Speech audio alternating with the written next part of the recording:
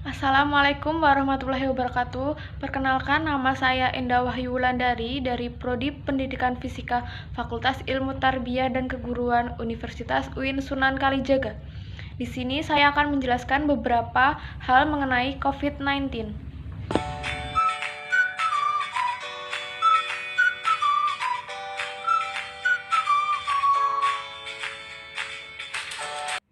Hai teman-teman semuanya, untuk di saat seperti ini sudah tidak asing lagi kata-kata corona. Corona adalah sebuah virus yang dapat menyebabkan gejala influenza ataupun pneumonia. Penyakit yang disebabkan oleh virus corona ini sering disebut COVID-19. Sejak awal tahun 2020, WHO menyatakan bahwa virus corona ini menjadi alasan pandemik di seluruh dunia.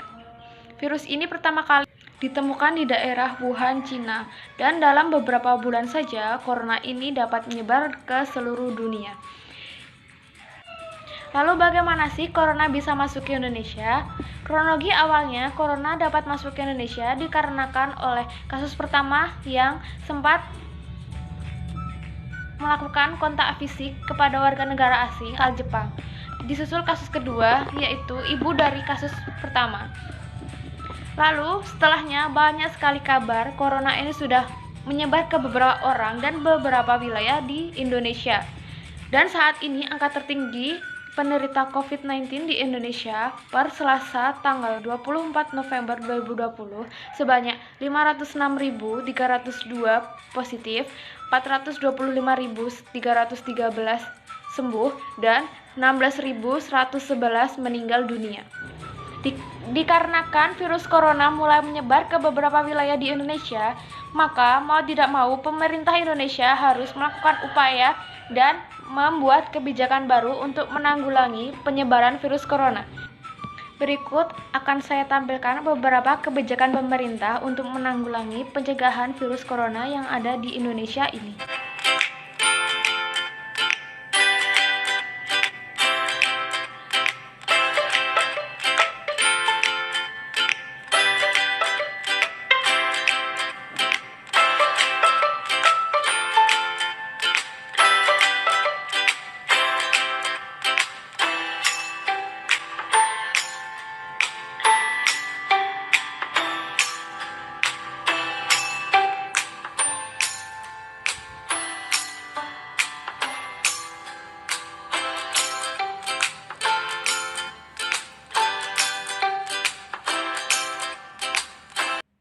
Nah, setelah itu kita harus mengetahui apa saja gejala yang ditimbulkan oleh virus corona dan cara pencegahannya. Diketahui melalui CDC atau Central for Disease Control and Prevention, orang yang mengidap COVID-19 akan memiliki gangguan seperti demam, batuk, dan sesak nafas.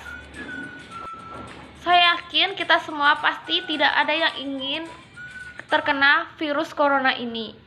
Jadi, di sini saya akan memberitahukan beberapa cara melindungi diri kita terhadap virus corona sesuai anjuran pemerintah. Yang pertama adalah rajin mencuci tangan. Kapan kita harus mencuci tangan? Yaitu setelah batuk dan bersin, setelah kontak fisik dengan orang sakit, setelah memegang hewan, setelah memegang fasilitas umum, dan setelah berkendara. Nah, yang kedua adalah memakai masker. Masker ini dapat mencegah kita untuk tertular dari orang lain atau mencegah kita untuk menularkan kepada orang lain. Yang ketiga adalah social distance, yaitu kita harus menjaga jarak antara diri kita dengan orang lain minimal 1 meter. Dan kita juga harus menjauhi kerumunan yang ada di tempat-tempat umum atau di tempat-tempat yang ramai seperti terminal, bandara, dan lain sebagainya. Selain itu, jika kita berpergian, kita harus selalu membawa hand sanitizer, tisu basah, dan obat-obatan yang kita perlukan. Selain membahas gejala, pencegahan, dan kebijakan pemerintah tentang virus corona, di sini saya juga akan membahas beberapa hadis yang berkaitan dengan wabah yang terjadi di dunia sekarang ini dan cara pencegahan berdasarkan hadis-hadis yang ada.